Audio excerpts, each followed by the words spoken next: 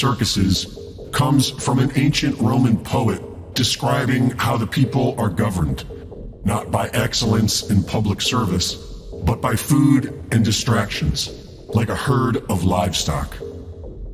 Today's circuses can be found on Twitter, a reflection of the human herd's short attention span.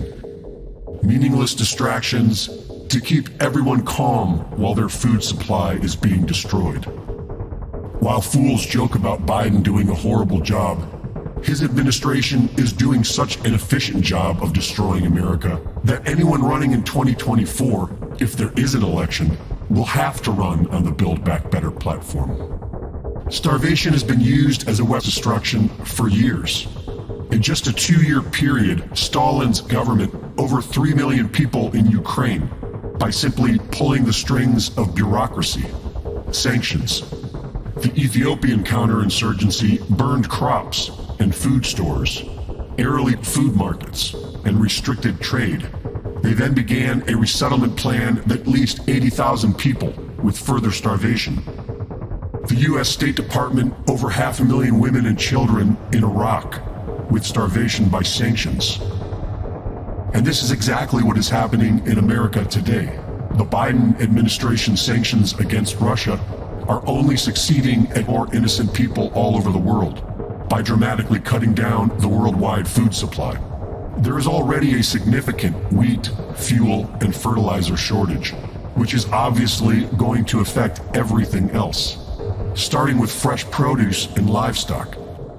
But in order to completely collapse the food economy, they'll have to start destroying food packing plants as well, so that there is nothing left on the shelves for you to eat. There have been confirmed over a dozen disabling accidents at food plants in the last month, over a dozen. Absolutely, and we're talking about some really significant plants. The Taylor Farms facility in Salinas, California was completely destroyed by a fire last week. We've had 2 major potato processing plants in Belfast, Maine and Warden, Washington that were completely gutted, which is happening at a time where we already have a potato shortage globally. You were talking about the onion supply at that Rio Fresh, but it's not just produce plants. Last month there was a fire that took out a Nestle food plant out in Jonesboro, Arkansas, and that's impacting frozen food brands like Hot Pockets or Stouffer's, which maybe you might buy if you can't get fresh food from a warehouse. Those still satiated with their bread and circuses are soon going to start getting hungry. And it's because America is under siege, being destroyed from within by a corrupt government, while the people seek fairness on Twitter. During the 1990s, Monsanto Corporation's devastating attack against farmers, their genetically modified frankenfoods, and their neurotoxic pesticides inspired people to push government into legislating certification standards for foods. But thanks to Big Pharma, Bill Gates, and pop culture media, Monsanto still stands strong and is ready to take complete control of your food supply, with the help of the same powerful families and foundations who already control the money and the energy. Their plans to do so are comprehensively laid out in a recent report published at Corey Diggs. The indoor vertical farming industry, which is a highly innovative and efficient method, is being funded by Bill Gates and pushed by the World Economic Forum as a replacement to conventional outdoor farming.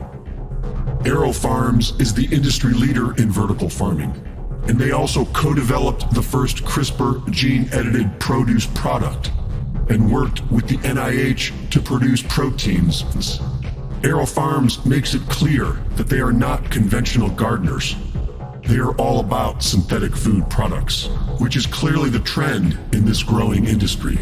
Monsanto is creating specially tailored genetically cut seeds for these vertical farms. And the University of California is developing a plant-based mRNA vaccine that farms can grow in heads of lettuce, which happens to be the main crop of these new farms. These GMO farms already provide food at major outlets including Kroger, Walmart, and Whole Foods, and are massively expanding. And it's not only fresh produce that's getting genetically modified. The USDA and FDA have already approved genetic modifications on pigs, salmon, and cattle. and they have approved synthetic lab-grown meat. Bill Gates' Good Food Institute plans to reimagine meat production with $10 million of support from the USDA. But in order to make their big pharma food supply the new American model, they will need a major crisis. The 2020 lockdowns distressed the supply chain, which was further affected by US sanctions. This has created a food shortage crisis. Add to that, over a dozen food processing plants have mysteriously been destroyed in the past several weeks, as well as major fertilizer plants during a major fertilizer crisis. To make matters worse, Union Pacific Railroad forces a 20% reduction in shipments from the world's largest fertilizer company. And when the people demand a solution, as it turns out, Bill Gates is heavily invested in alternative fertilizers and is also a chief stockholder of the Canadian National Railway, who claims to be helping the fertilizer market grow. Perhaps Bill Gates and Monsanto will volunteer to save everyone with their new edited bacteria fertilizer. And maybe it will backfire like it did in Africa, when after 15 years of trying to help, all Gates and Monsanto accomplished was increasing starvation by 31%. But that's okay, because it's Monsanto Bayer to the rescue with their big pharma food factories, with brand new mRNA-seen lettuce. And as if this wasn't bad enough, the stated goal of this new franken-food industry is to make all food traceable, and that means coating it all in nanotech. Who controls the food supply controls the people. Who controls the energy can control whole continents. Who controls money can control the world. The most effective control technique deployed by the American media is to distract the audience. This is very easy to do, because everyone takes the bait. But today's distractions are threatening our very lives.